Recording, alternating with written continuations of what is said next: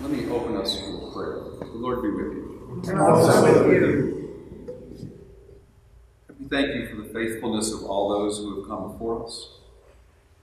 We thank you for the gift of this space, this property, these buildings, and all that has taken place within them. And we hold before you ourselves and these buildings as we contemplate this continued work on them. And for all of this, we give you thanks. Amen. Amen. The last week of August, it was actually a wonderful Monday morning. I was coming here after having some time at the YMCA and time reading, and got out of my car, and Jim Dalton, the contractor, was standing there with some of his people and said, "Todd, come over here." And I never liked that. It's about half the time it's really great news, and half the time it's And from that Monday to that next Tuesday, we began to learn that the tower part of the roof, which we thought was, because of some repairs done in the 70s, was not as in need of work. Suddenly it was going to need much more work, and you'll hear about that in a minute. Bill. The vestry got together that next Monday to hear the report and to think of what to do, and one of the first things they wanted to do was say, let's get this out to the congregation so they know what's going on and they can hear. And so that's why we're here. That's why we were here last Sunday, to give you this time to hear what's going on and have some question and answer and about where we're going. I would like to ask Bill if he would come up and begin to show you some of the fun pictures.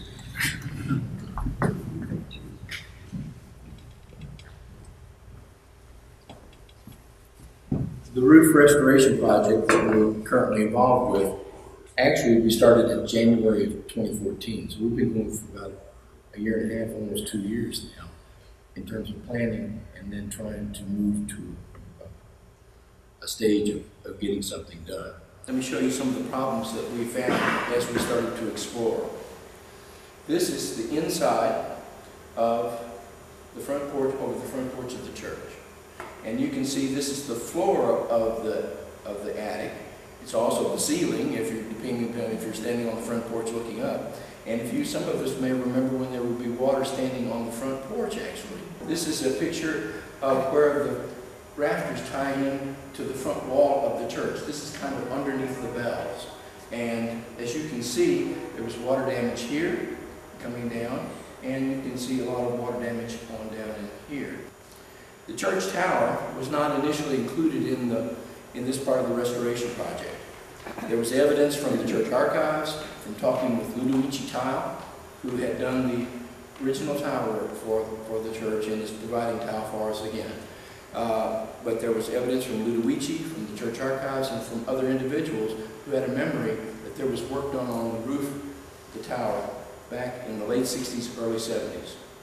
And based upon that, if that work had been done as we hoped it had been done, then it would be good for another 20, 30 years. We tried everything we could to try to figure out and evaluate the system before we got into it. We took photos, and we took close-up photos and tried to evaluate. We sent those photos to Ludovici Tile to evaluate. We sent them to our architects to evaluate. We scoured them, the committee went over them time and again. We were hoping, just maybe, we thought we were okay. But we wouldn't know that until we actually got up there. When we finally got up there, this is what we found. The tile is in much worse condition than what we had thought. You can see that they're all scalloped. They have eroded, broken off. You can see where there's an evidence where someone tried to do some caulking at some point. But these areas right through here where the tile has eroded away, broken away, allows water as it comes down to go under the tile instead of being shed off of the roof. The grout that was used, as you can see, it has left cracks coming down the ridge of that, if you can follow those on down. That wasn't visible to us when we were taking photos from the ground. This is a lead flashing that is supposed to go all the way around one of the minarets. We've called them different things up there, but the little tower, whatever. But that this lead flashing is supposed to go all the way around. And it was laid in there, and then the masonry work came on top of it. But as you can see, a lot of it is simply missing. It's gone. So, that's where we are. We knew that it was going to be expensive because once we got into it, it was just not just a matter of doing the tile replacement, but it was going to involve a good bit of scaffolding, as you can see. One of the things that we're trying to do while we're going about the work is to make sure that we're not just going to address individual problems. We're not going to kick the can down the road, we're going to fix it. So, where have we been and sort of where are we going? I think it's important to recheck. The surprise with this tower was another $200,000 to do all of the work. $40,000 plus is the scaffolding, to rent it, to erect it, to get the safety goes around it, and some inspections I think are part of that. The organ restoration, of course, is part of the roof.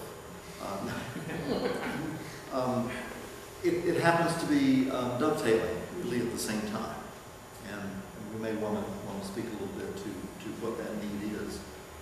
Properties was actually wanting to make sure that we dealt with the roof first, and wasn't really ready to bring forward the organ discussion.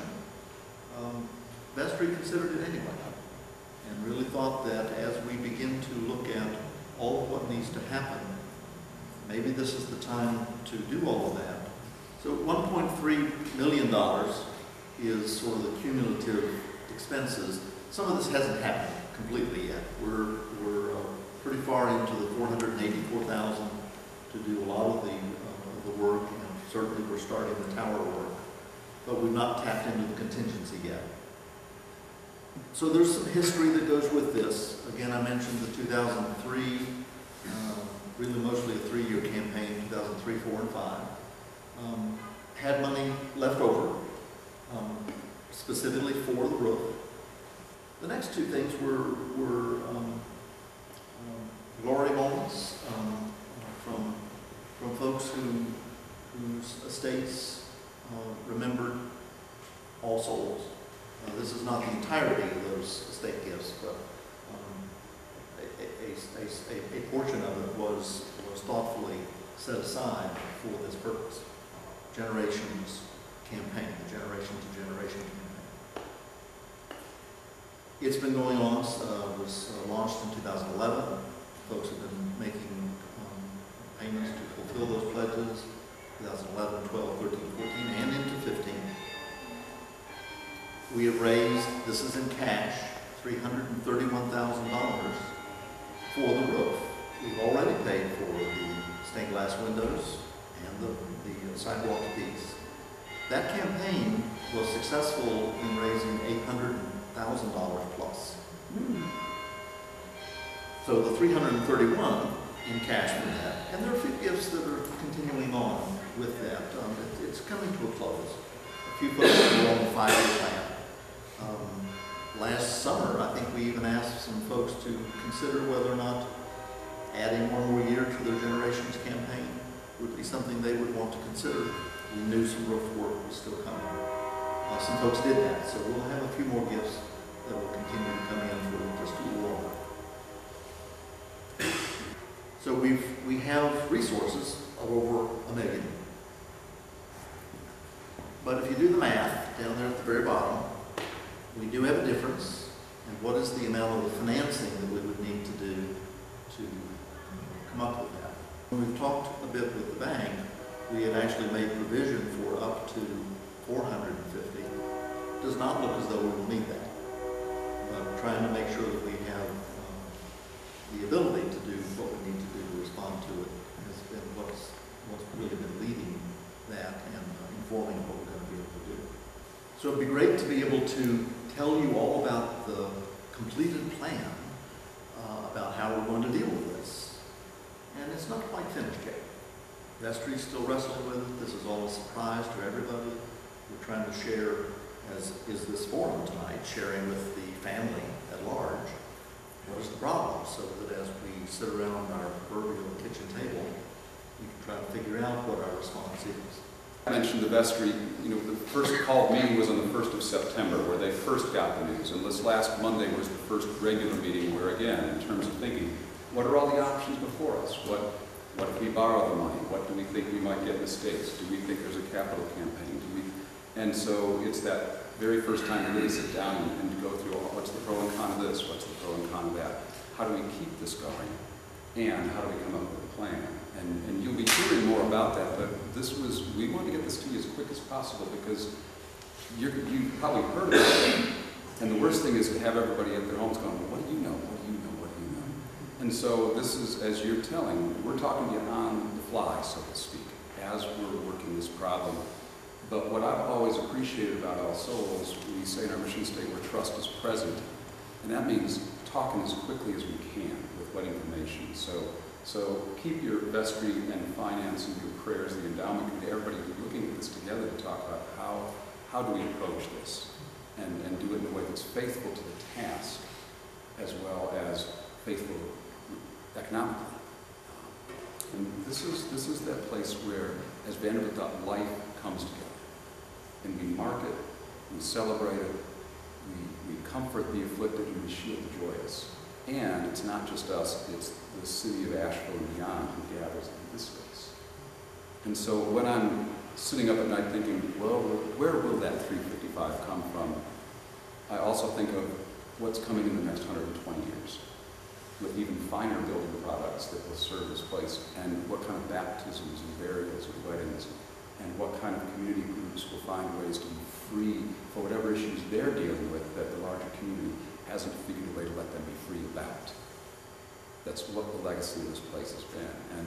And I'd love it if we weren't the generation that got the reality of it. Folks before us did the best they could, and we're the ones doing that work.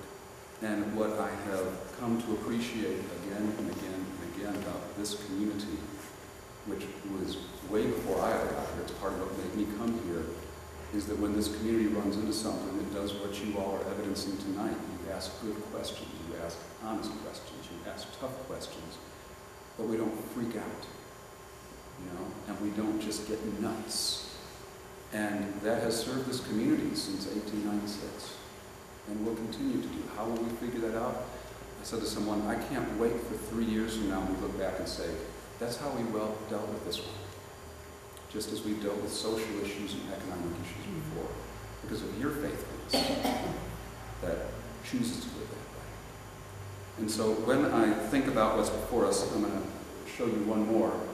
This is what we're sitting under right now, the finished product. As you have more questions and thoughts, you know who your vestry is. Give them a call, talk to them, pray for them. They are good, mature people that you have elected. And they're the kind of people who evidence this. They ask good, tough questions and take this very seriously. So continue to talk. We'll keep the conversation open as we go along. But thank you for being here tonight. Thank you for the way that you offer yourselves to this community again and again and again. The Lord be with you. And also with you. Oh God, we stand here tonight because of the faithfulness of people before us. And there will be people here 30, 40, 50 years after us who will give thanks for those who were here then. We thank you for your love of us and your incredible confidence in us. And we stand here in awe. We stand here with some holy fear. But we know that you are one who always bids us to fear not and to step out of the boat and to find our life.